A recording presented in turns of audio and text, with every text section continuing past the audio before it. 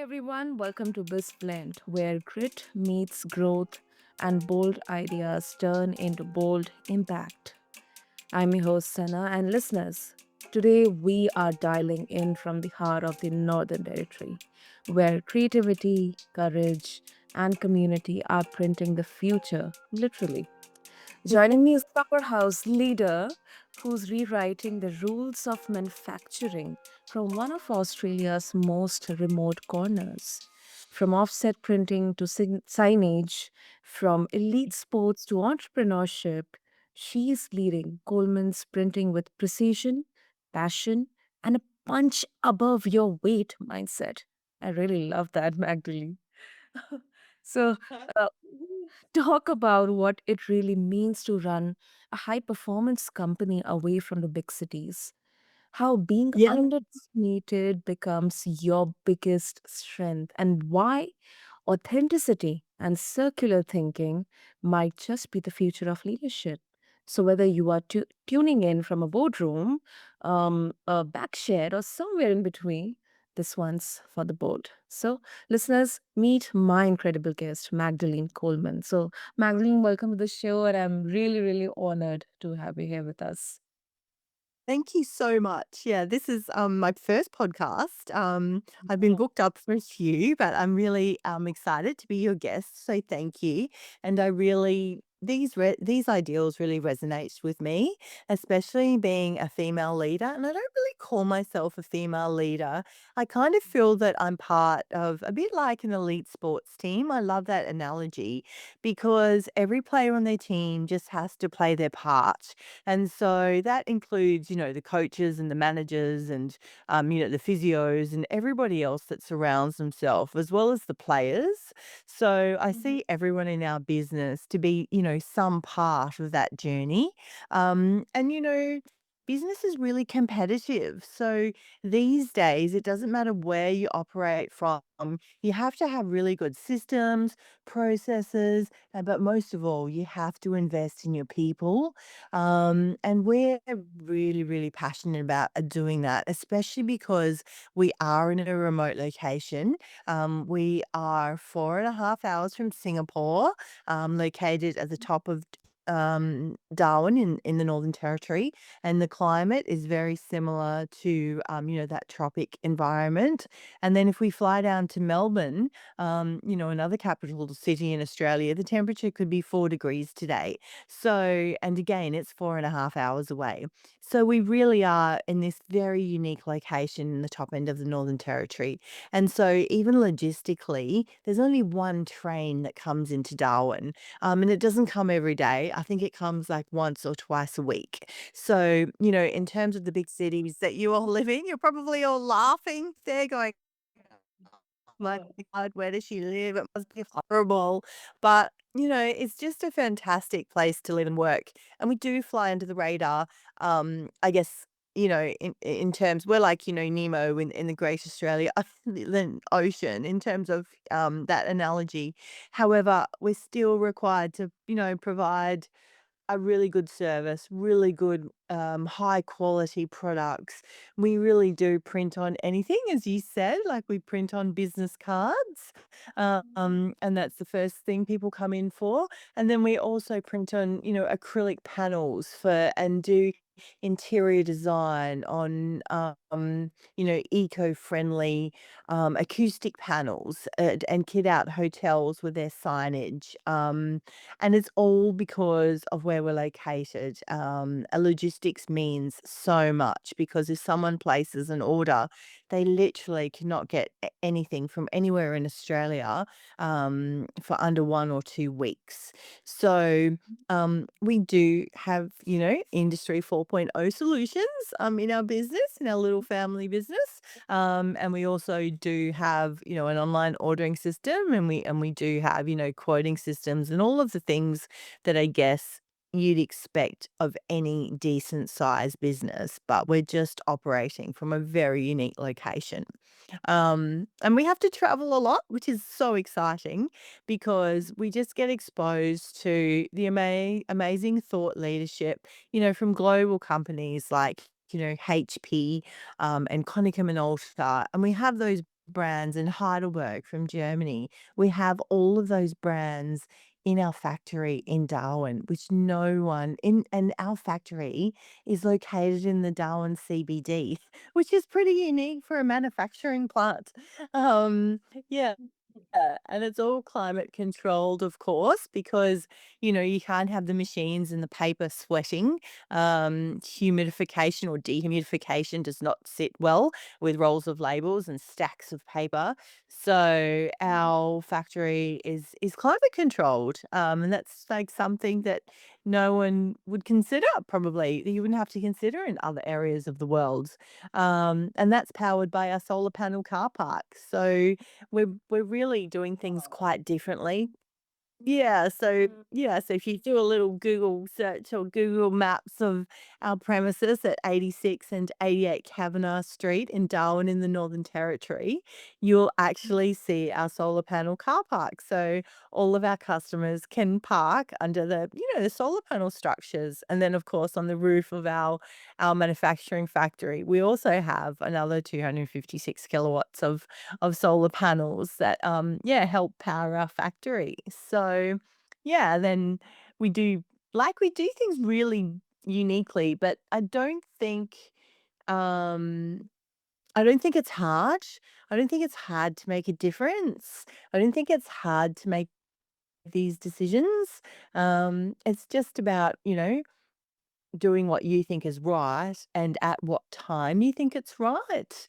And there's no correct answer. I mean, obviously there's the financial metrics that we all follow and run our businesses by, but sometimes you have to take a bit of a punt. Like, we're lucky that it really is sunny, more than 300 days in Darwin in the Northern Territory. So solar panels, make sense.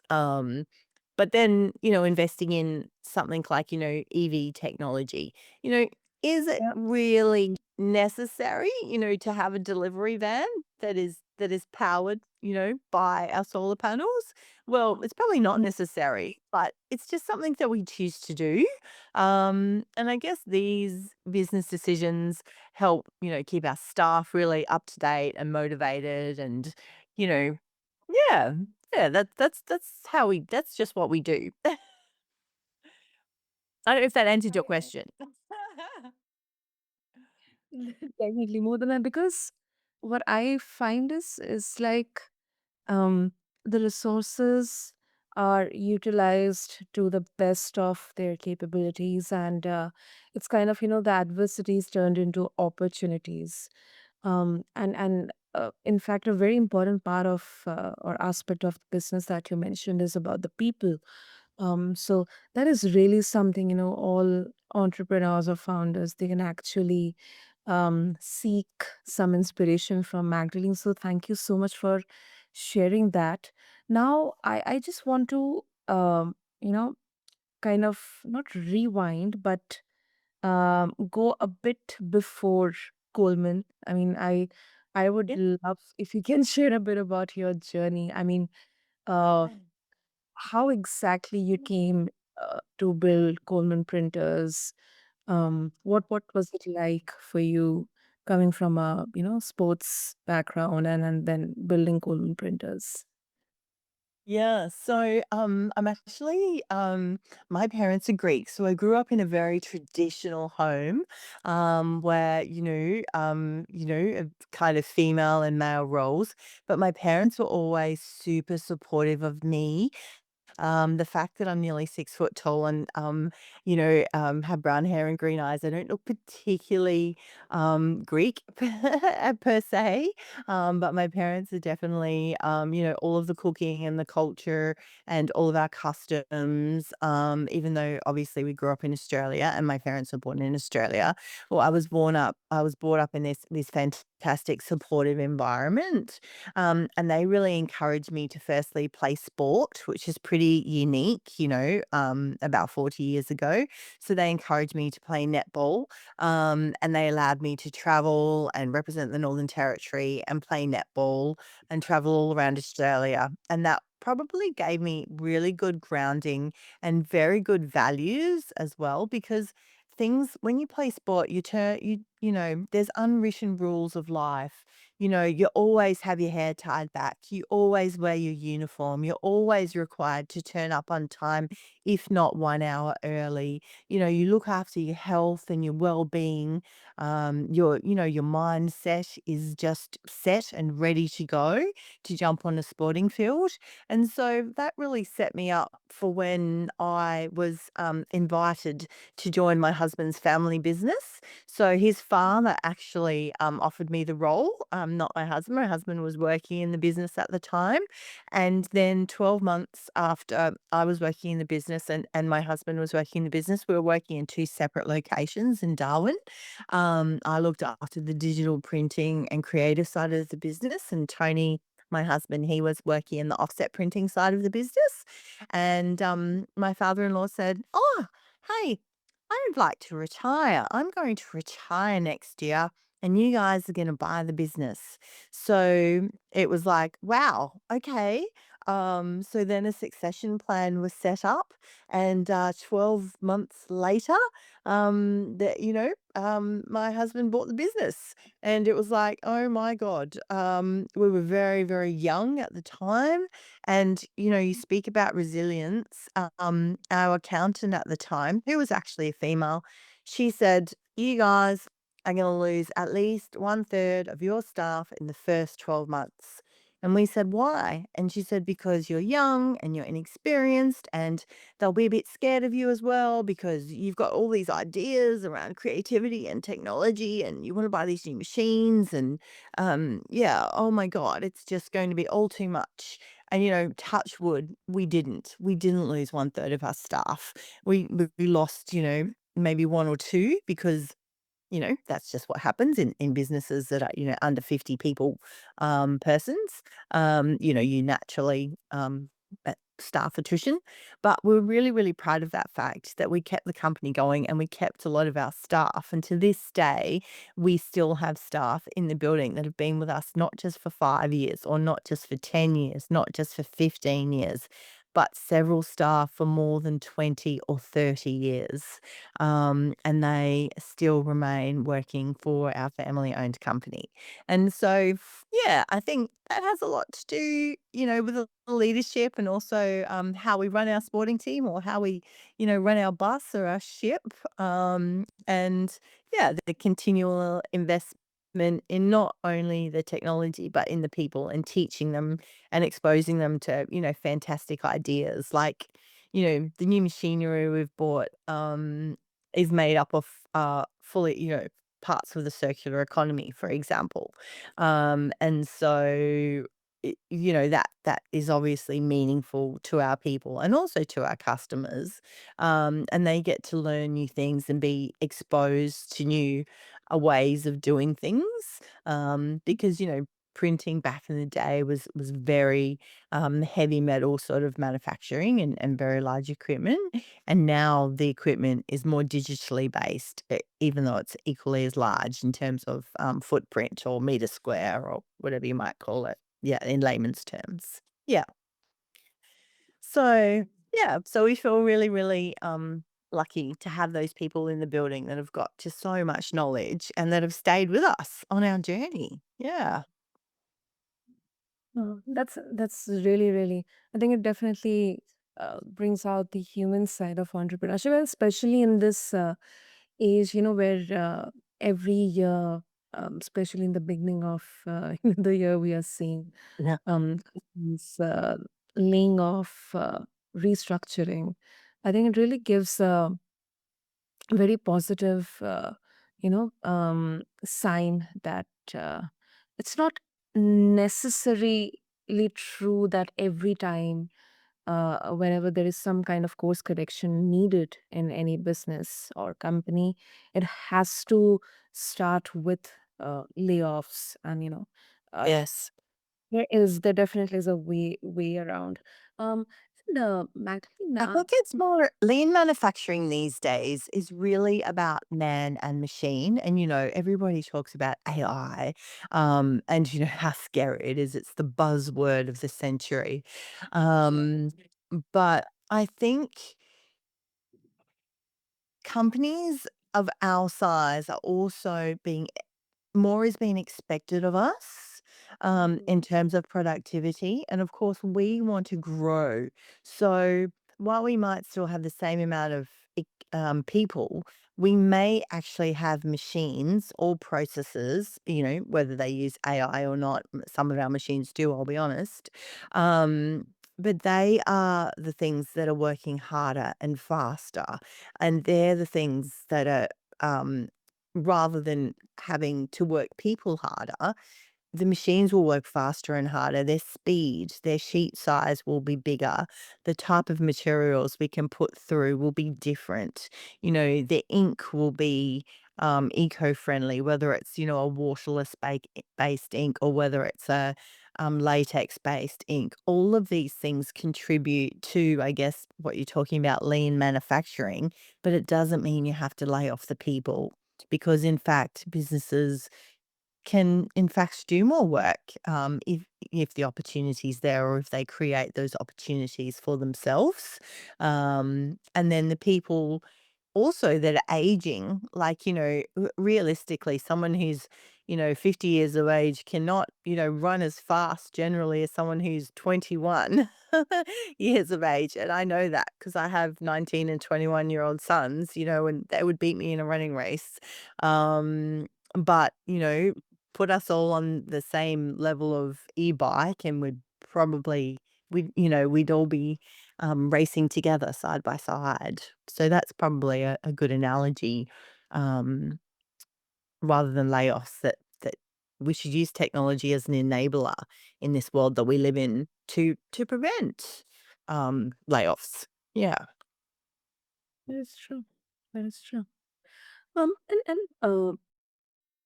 one question comes to my mind, Magdalene, that especially about women in leadership, especially manufacturing, Oh, yeah. that they have to either toughen up or constantly prove themselves. Um, Yes. how do you navigate that double bind?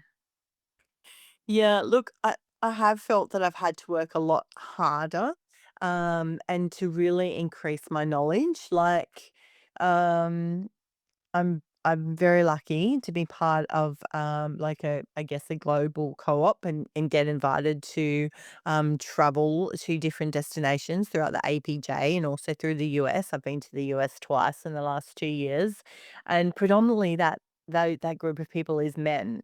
So what I found in my situation is that I do have to prepare myself perhaps a little bit more than others, but I also do that because I want to, um, you know, and no one ever wants to be the dumbest person in the room, but I also think that I've been brave enough to ask questions because you just can't possibly know everything.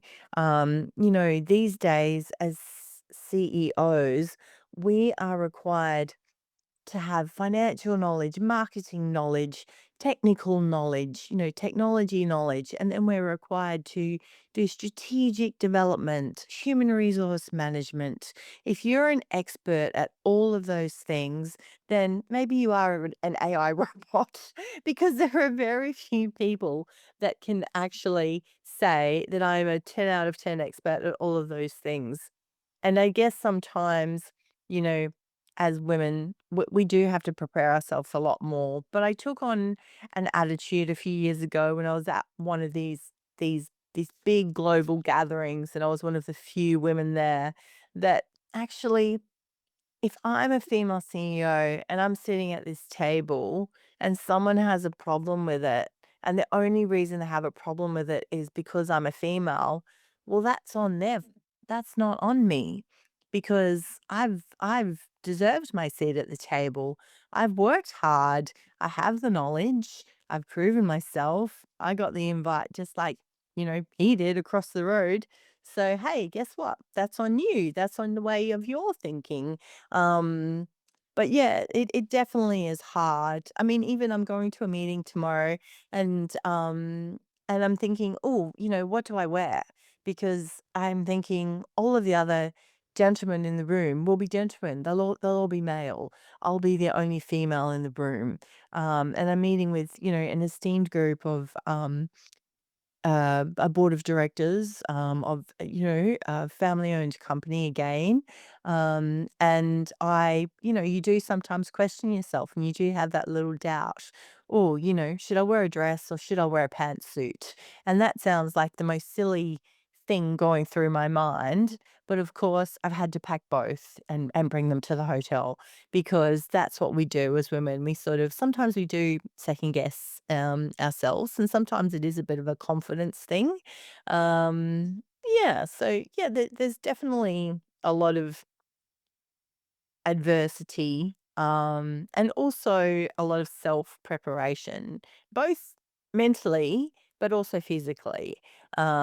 Yeah, that you sometimes, yeah, you over prepare yourself, or you feel, and you don't have to, but sometimes I think as women we feel like we have to work 110% harder than just giving 110%.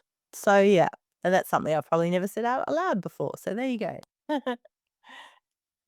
I mean, that's such a real tension, Magdalene. And honestly, you know, stories like yours, we need such journeys and stories out there because this proves that strong doesn't mean, doesn't have to mean hard, and leadership doesn't have to fit a mold or a template. So I think definitely, um, proves a lot. And uh, before we wrap up, Magdalene, if our listeners they would like to connect with you and explore more about the work you are doing about Coleman printing, what would be the best way? Think LinkedIn is the best way, or of course, you can go to our website, which is www.colemanprint.com.au. My LinkedIn profile is Magdalene Coleman. I'm the only one in at Coleman's Printing in Darwin in the Northern Territory, and I'm really proud to say I work alongside my husband. And recently, our son has joined our family business. So we are really, really lucky that yeah, we all work together, and we're attracting new young people into our business and making our team even stronger. Yeah. Super. That's really, really superb. And I'll make sure to have all the links in the show notes. And oh, Magdalene, what? Exactly. Yeah, yeah. Please go ahead. Yeah, yeah, thanks for having me on the But podcast. I think it's one thing to say about women in business, but I never think um that we should ever play the victim. I think we should just step onto the court, or we're a player. We're a, piece of the chess puzzle, or a piece of the Rubik's cube, or we're a part of that team, whether we're male or female.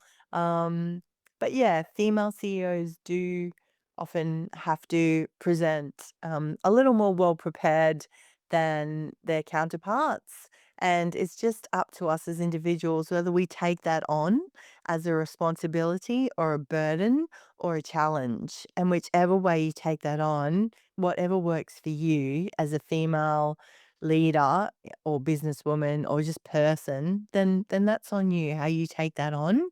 And I would just encourage every person to take it at their on in their own stride. Yeah. that's very well said. Mag- Hey, thank you. Thank you so much from my heart, because today's episode, it proves one thing loud and clear, that you don't need a big postcode to make a big impact. So thank you so for this conversation. Thanks so much. And yeah, everybody head over to www.colemanprint.com.au and come and visit us and order some printing in Darwin in Northern Territory, the top of Australia, the top end, where it's always summer. Great, awesome. So to all the listeners out there, Thank you, first of all, for tuning in to BizBlend. And just a few words from my end that if you are building something bold from somewhere unexpected, keep going. Your geography doesn't define your potential, your mindset does. Until then, this is BizBlend. I am Sana, and I'll see you next time where business meets boldness and leadership gets personal. Thank you.